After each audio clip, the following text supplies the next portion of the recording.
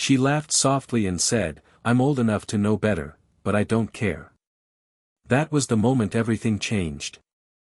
I still remember the first time I met Elaine. It was supposed to be a simple weekend visit. My best friend had invited me over to his place after months of saying, "You'll love it, man, my mom's the coolest." He wasn't wrong. But he had no idea how right he was. Their home sat on a quiet street lined with maple trees, the kind that catch sunlight like fire in late afternoon. I remember stepping inside, shaking off the dust of the long bus ride, and hearing her voice before I even saw her, warm, steady, a touch playful. "Finally," she said, emerging from the kitchen with a towel in her hands, "the mysterious friend I've heard too much about." She was nothing like I expected.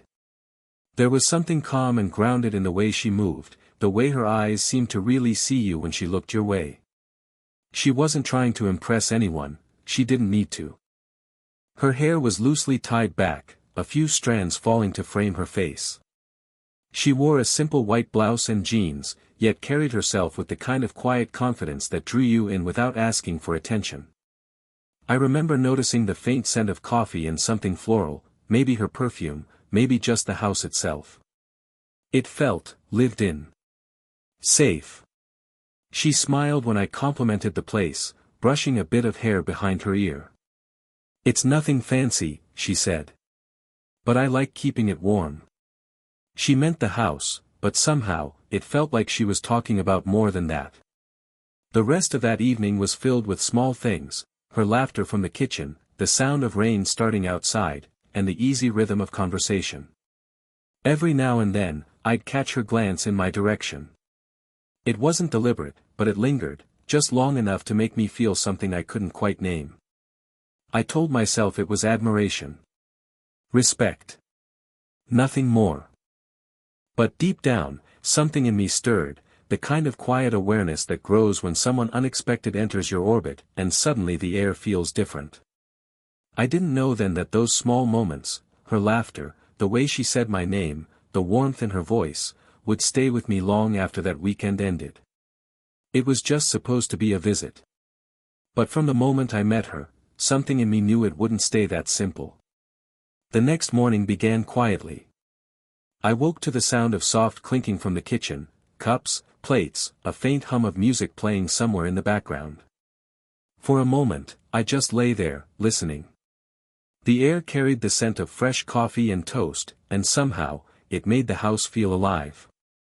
When I walked in, Elaine was already there, standing by the counter in a light gray sweater, her hair still damp from a shower. She turned when she heard me and smiled, that same easy, confident smile that managed to disarm me every time. "Morning," she said. "Coffee's ready. I wasn't sure how you take it." I mumbled something about, "just black," and she nodded, sliding a mug toward me.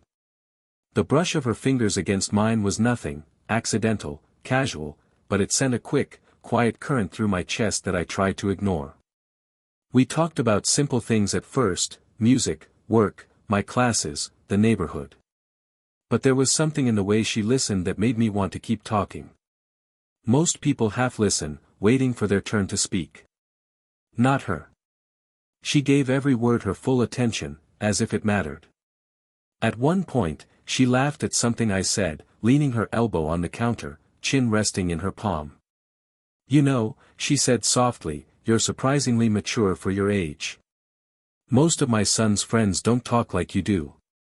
I smiled, a little embarrassed. Maybe that's my problem.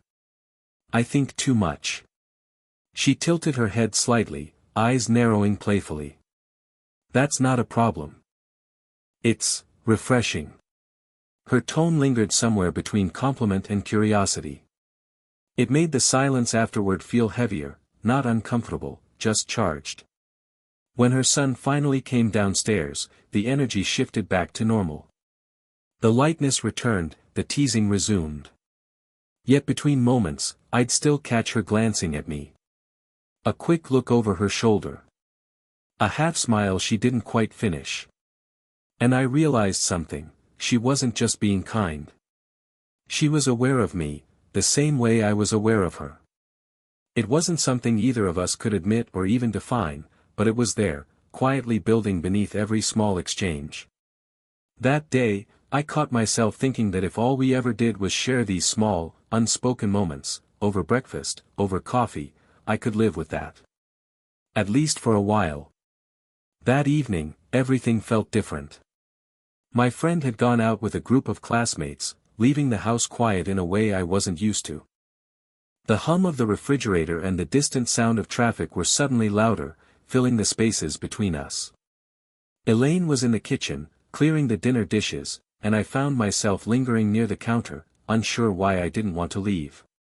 She caught me staring once, her eyes soft but direct. "You're enjoying the quiet too much," she said lightly, brushing her hands against mine as she passed.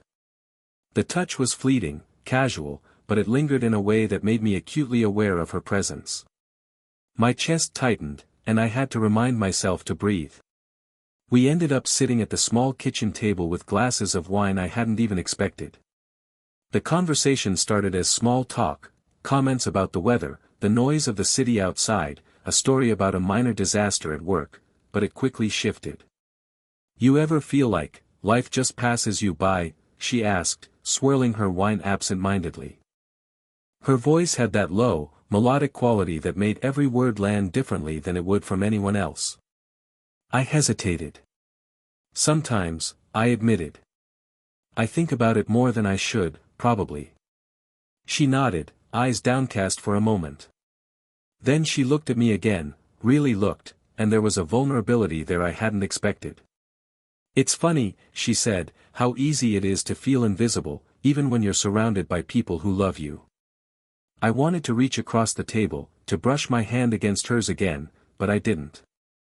Instead, I leaned slightly closer, drawn by the quiet intimacy of the moment. "You're not invisible," I whispered. She smiled then, a little sadly, and laughed softly. "You always know what to say."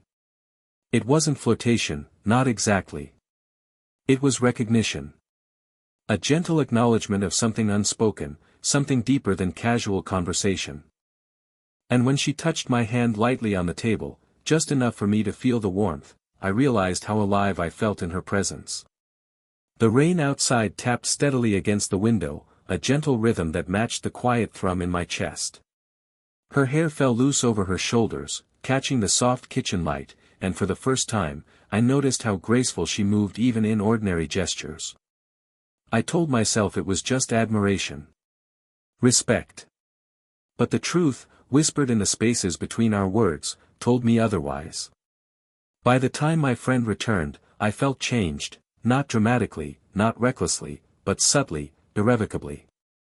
Something had shifted between us. Something that neither of us could name yet, but that neither of us could ignore. That night, I went to bed thinking about her smile, her laugh, and the quiet electricity that seemed to linger wherever she went. The storm came suddenly that night, dark clouds swallowing the city sky, rain pelting the windows with a steady, urgent rhythm. The lights flickered once, twice, and then everything went dark. For a moment, silence filled the house, heavier than the storm outside. "I guess we're at the mercy of nature," Elaine said softly, her voice carrying warmth despite the flicker of uncertainty in the candlelight. She moved with ease, lighting a few candles around the kitchen and living room. Shadows danced on the walls, outlining her silhouette in a way that made it impossible not to notice every small, graceful movement. We sat together at the kitchen table, the soft glow of a single candle between us. The usual clinking of dishes and casual chatter was gone, the storm had stripped the evening down to just us and our words. "You ever feel like you've lost touch with yourself?" she asked quietly, staring into the flickering flame. There was no teasing now, no playful banter, just raw, honest vulnerability. I wanted to tell her that I understood, that I too had nights where everything felt uncertain and heavy, but words felt too small. Instead, I reached across the table, brushing my hand gently against hers. The touch was light, almost accidental, yet it sent a quiet warmth up my arm. Her fingers lingered for a heartbeat longer than necessary, and I felt a shiver of something I didn't yet know how to name. She looked up at me then, eyes reflecting candlelight, and said softly, "I don't often let myself feel this alive anymore. It's been years since someone made me feel seen like this." I swallowed, my chest tightening. "You are seen," I whispered, my voice barely audible over the rain. "I see you. Not just the surface, but everything else too." For a moment, we simply sat there, hand brushing hand, the air between us thick with unspoken words.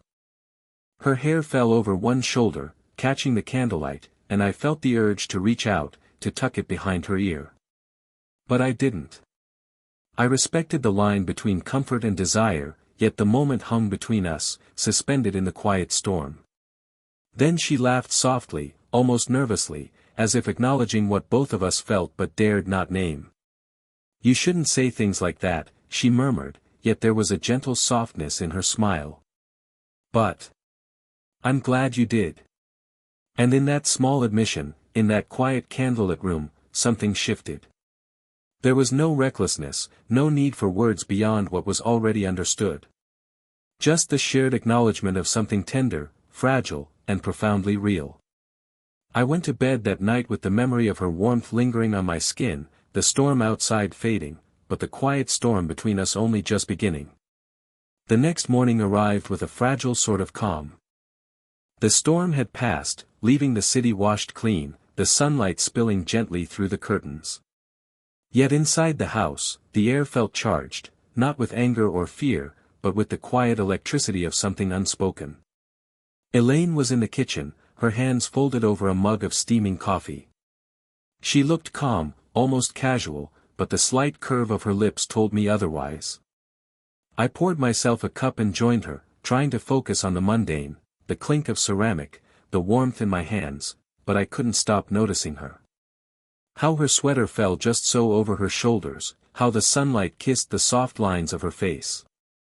Then she said it, her voice light, teasing, but with a weight that made me pause, "I'm old enough to know better, but I don't care." The words hung in the air, playful yet deliberate. My heart skipped a beat, and I had to remind myself to breathe. She looked at me with those sharp, perceptive eyes, eyes that seemed to see through my thoughts, into the small, chaotic storm that had been brewing inside me for days. I wanted to say something clever, something reassuring, something that wouldn't make this awkward, but words failed me. Instead, I just smiled, letting the tension linger between us. There was a softness to her expression now, an invitation without demand, a permission to be honest about feelings that hadn't yet found a voice. She brushed past me to pour cream into her coffee, and the faintest touch of her hand against my arm sent a ripple of warmth through me. It was nothing overt, nothing that would raise an eyebrow, yet it carried the weight of everything left unsaid. "I don't know if this is right," I admitted quietly, the words slipping out before I could stop them. She paused, turning slightly to meet my gaze. Her smile softened, not teasing this time, but gentle, almost vulnerable. "Right or wrong," she said softly, "sometimes you just feel alive, and you can't ignore it." We shared a long look, the kind that stretches seconds into minutes, heavy with understanding, longing, and restraint. In that glance, I felt something shift, not impulsively, not recklessly, but profoundly. For the first time, I understood that what we were feeling wasn't just fleeting curiosity or admiration. It was real. And yet, we didn't rush. There was no need. The tension itself was part of the intimacy, a quiet acknowledgement that some things are worth waiting for, worth savoring. That morning, with sunlight spilling across the kitchen table, I realized the truth: boundaries didn't erase desire, and laughter didn't dilute longing. We were both fully aware, fully present, and somehow, that made everything feel both terrifying and beautiful. The following days felt like walking in slow motion. Every glance, every casual brush of her hand, carried a quiet intensity that made ordinary moments feel extraordinary. We didn't speak directly about the stormy night or her teasing words that morning, but the air between us was charged with an honesty neither of us could deny. It was late afternoon when we finally found a moment alone again. My friend had gone out for a quick errand, leaving the house empty except for us. The sunlight slanted through the windows, painting everything in soft gold tones, and I noticed the little things about her I hadn't before, the gentle curve of her jaw, the faint scent of her perfume mingling with the aroma of baked bread on the counter. "I've been thinking," she said quietly, pouring herself a cup of tea. Her tone was calm but deliberate, carrying a vulnerability that made my chest tighten. "About us." I froze, holding my own cup a little too tightly, afraid to spill both tea and words. "I've been thinking too," I admitted, my voice low. "I can't stop thinking." She set her cup down, fingers tracing the rim absent-mindedly. Her eyes met mine, steady and open, and I realized that this was the moment we had been circling all week. "I haven't felt like this in a long time," she said softly. "Alive. Seen. Understood. And I'm scared, yes, but I don't want to ignore it." My heart thudded. "I feel the same way," I whispered, my hands tightening around the warmth of the cup. "I've been trying to convince myself it's nothing, but it isn't." A quiet silence fell, heavy with shared confession. Then, slowly, she reached across the small table, letting her fingers brush mine. It was light, tentative, yet charged with everything we hadn't yet said. I felt warmth ripple through me, a mix of relief, longing, and deep connection.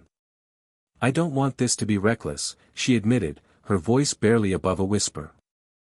"But I also don't want to hide how I feel." "Neither do I," I said, and for the first time, I felt that we were on equal ground, two people navigating the line between caution and desire with honesty. She smiled, a soft, almost shy smile, and leaned forward, letting our hands rest together on the table. It wasn't dramatic or sudden. It was quiet, deliberate, intimate. Just her hand in mine, the warmth pressing through, the unspoken understanding that we were choosing to be present with one another. In that moment, I realized something essential: this wasn't just a fleeting infatuation. It was connection, respect, and a willingness to let vulnerability exist without fear. And for the first time since I arrived, I felt a quiet, steady hope. Weeks had passed since that afternoon of quiet confessions, and life had settled into a rhythm that felt both new and comfortingly familiar. I still visited my friend's home on weekends, but now it was different, no longer just the house of my best friend's family, but a place where I felt seen, understood, and unexpectedly at home. Elaine and I moved carefully, never rushing, always aware of the boundaries we respected but also of the connection we no longer hid. Each moment together was deliberate, small gestures that spoke louder than words, a hand lightly brushing my arm as she passed, our shoulders touching when we reached for the same dish, her laughter echoing in a way that made the corners of my chest ache with quiet joy. One late afternoon, I found her sitting in the living room with a book, sunlight pooling across her face. She looked up as I entered, and that familiar, knowing smile curved her lips. Without a word, I crossed the room and settled beside her on the couch. The warmth of her body next to mine was grounding, a simple reminder that some connections don't need to be loud to matter. She leaned her head against my shoulder, the soft weight a comfort I hadn't realized I'd been craving. I could feel her breath lightly on my neck, her fingers brushing mine as we turned the pages of her book together. Outside, the world moved at its usual hectic pace, but inside, there was only quiet, deliberate presence. We talked, but not about storms or confessions or teasing words. We talked about mundane things, the little victories of the week, a funny story from her job, plans for a weekend walk. Yet even in that ordinary chatter, there was intimacy, an unspoken acknowledgement of everything that had brought us here. Later, as the sun dipped lower and painted the room in amber light, she laughed at something I said, leaning just slightly into me. Her warmth, her confidence, her quiet vulnerability, all of it mingled into a feeling that was both thrilling and peaceful. I realized then that happiness didn't always roar. Sometimes it simply settled over you, a gentle, steady presence that made the ordinary feel extraordinary. For the first time, I felt entirely at ease, not just with her, but with myself, with the unconventional path we had chosen. We didn't need to define it in grand gestures or bold declarations. Our quiet moments, our shared laughter, our lingering touches were enough.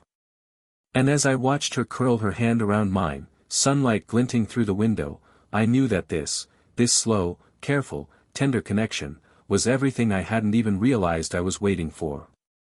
We had found our rhythm. Our happiness was quiet, steady, and real. And that was more than enough. If this story touched you, or reminded you of a quiet connection that changed everything, don't forget to like and subscribe for more slow burn romances. Share your thoughts in the comments. Have you ever felt a moment that made the ordinary feel extraordinary?